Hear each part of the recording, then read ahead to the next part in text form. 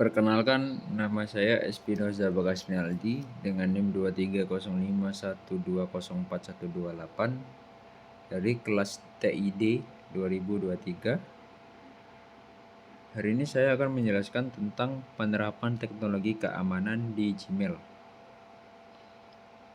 Pendahuluan itu pengertian tentang Gmail adalah klien email dari Google yang memiliki berbagai fitur keamanan. Keamanan Gmail sangat penting untuk melindungi pengguna dari ancaman cyber. Teknologi yang digunakan meliputi enkripsi, autentikasi, deteksi phishing, dan lainnya.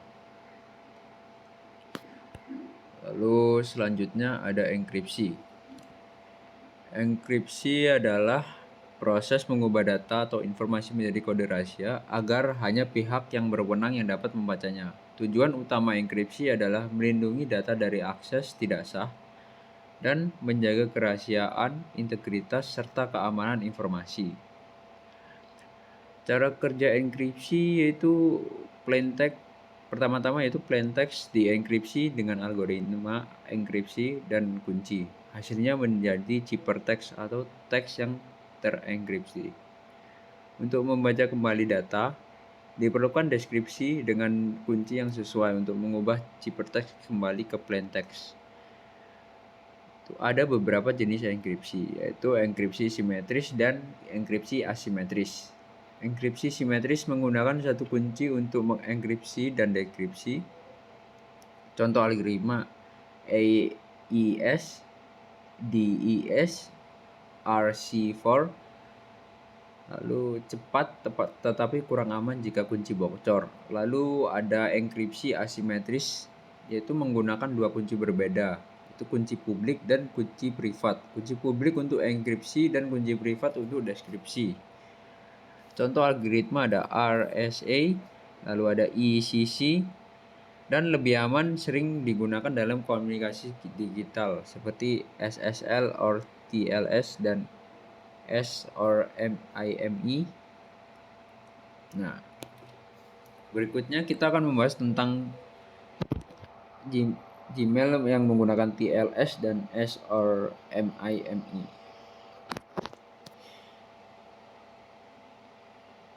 Sama-sama untuk mengenkripsi email selama transmisi. Sama-sama untuk mengenkripsi, tapi untuk TLS atau yang bisa disebut Transport Layer Security adalah protokol keamanan yang dirancang untuk menyediakan komunikasi yang aman melalui jaringan komputer termasuk internet.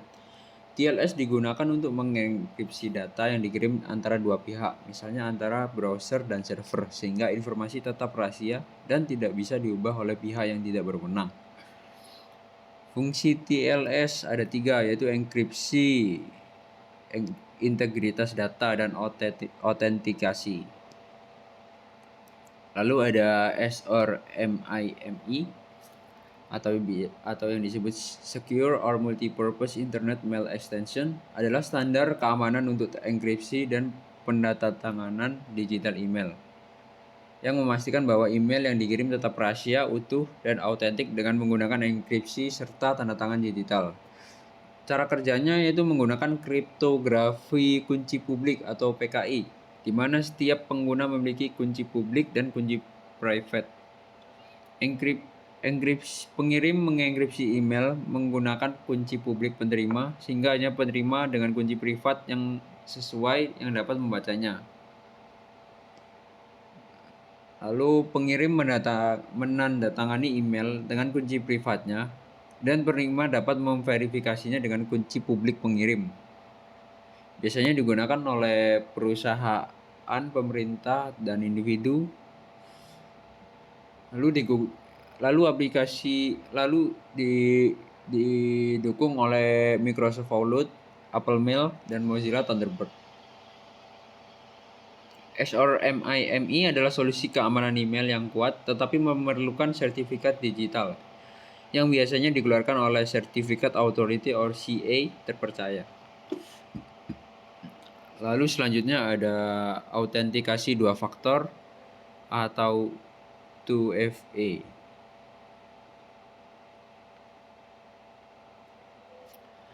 2FA adalah metode keamanan Metode keamanan yang memerlukan 2 lapisan verifikasi. Sebelum seseorang dapat mengakses akun atau sistem, ini membuat akun lebih aman dibandingkan hanya menggunakan password saja. Two-step verification meningkatkan keamanan login dengan kode tambahan, ya seperti password atau PIN. Lalu ada kode OTP dari aplikasi autentikasi atau SMS. Lalu serta ada itu sidik jari, wajah atau pemindaian retina. Jenis 2FA yang umum digunakan ada kode OTP via SMS atau email. Lalu ada aplikasi autentikasi. Lalu ada kunci keamanan fisik seperti YubiKey atau Google Titan Security Key. Lalu ada itu juga biometrik seperti fingerprint atau pemindaian iris mata seperti itu. Di sini juga ada proteksi phishing dan malware.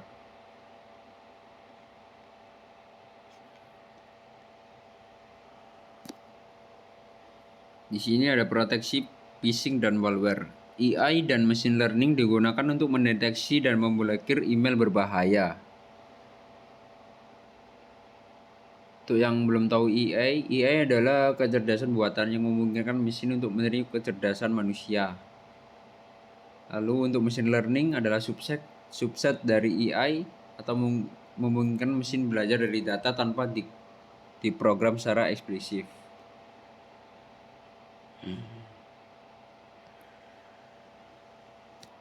Lalu ada safe browsing protection.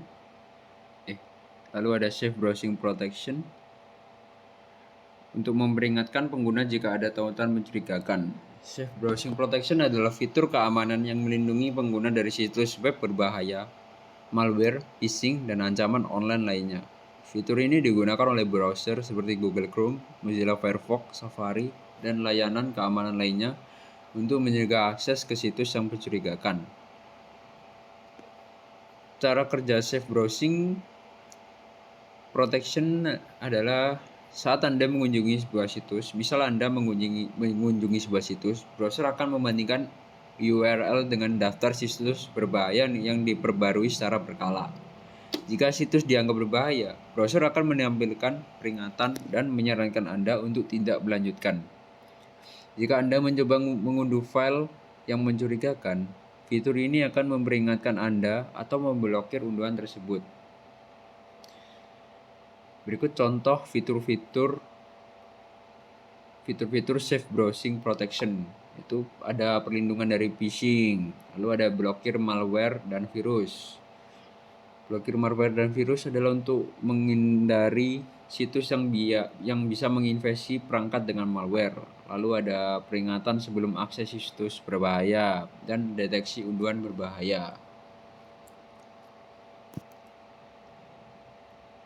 Jadi safe browsing protection itu penting ya buat Gmail. Lalu terakhir ada attachment scanning yang artinya memeriksa lampiran atau attachment dalam email atau file yang diunggah untuk mendeteksi malware, virus, atau ancaman berbahaya lainnya sebelum dibuka atau diunduh. Cara kerjanya yaitu sistem keamanan akan memeriksa file terhadap basis data ancaman yang diketahui. Jika file mencurigakan tetapi tidak ada dalam basis data, sistem akan menganalisis perilaku untuk mendeteksi ancaman yang belum dikenali.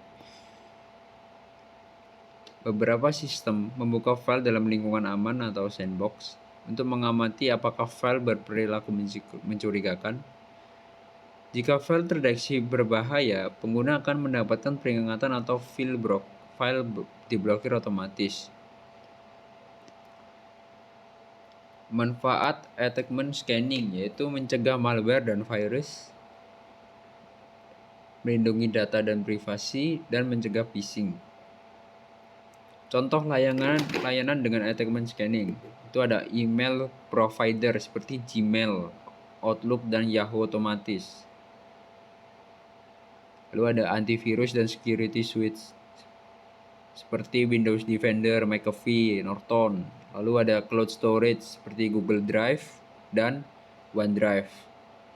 Lalu ada enterprise security. Itu perusahaan menggunakan secure email gateway SEG seperti Proofpoint, Barracuda, dan Mimecast. Untuk keamanan maksimal, hindari membuka lampiran dari pengirim yang tidak dikenal. Gunakan antivirus yang diperbarui dan aktifkan email security protection.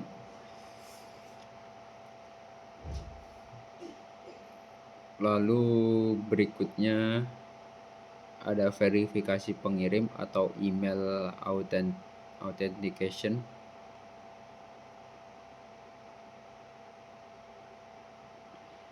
Itu Gmail menggunakan standar keamanan, 3 standar keamanan, yaitu SPF, DKIM, lalu dan DMARC. Saya akan membahas tiga-tiganya secara dari awal, yaitu dari SPF atau Sender Policy Frameworks, yang berarti protokol autentikasi email yang digunakan untuk mencegah email spoofing atau pemalsuan alamat pengirim. SPF memungkinkan pemilik domain untuk menentukan server mana saja yang diizinkan mengirim email atas nama domain mereka. Cara kerjanya yaitu pemilik domain membuat dan mengonfigurasi rekam SPF di DNS atau Domain Name System. Saat email dikirim, server penerima akan memeriksa apakah IP pengirim ada dalam daftar yang diizinkan dalam rekam SPF domain tersebut. Jika IP sesuai, email diterima. Jika tidak, email bisa ditandai dengan spam atau bahkan ditolak.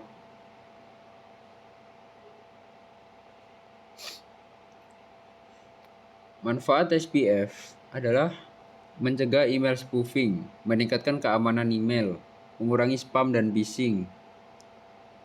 Namun, SPF hanya bekerja jika dikombinasikan dengan protokol keamanan email lainnya seperti DKIM dan DMARC untuk perlindungan yang lebih kuat. Nah, ini yang kedua ada DKIM.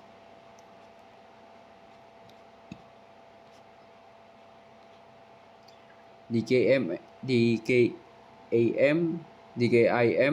yang berarti Domain Case Identified Mail merupakan metode autentikasi email yang memungkinkan penerima memverifikasi bahwa email yang diterima benar-benar berasal dari domain yang sah dan tidak dimodifikasi selama perjalanan. DKIM menggunakan tanda tangan digital atau digital signature yang ditambahkan ke header email dan dapat diverifikasi menggunakan kunci publik yang disimpan dalam DNS pengirim. Cara kerja DKIM gimana? Jadi pertama-tama email ditandatangani secara digital menggunakan kunci private yang hanya dimiliki oleh pengirim. Tanda tangan ini ditambahkan ke header email. Lalu server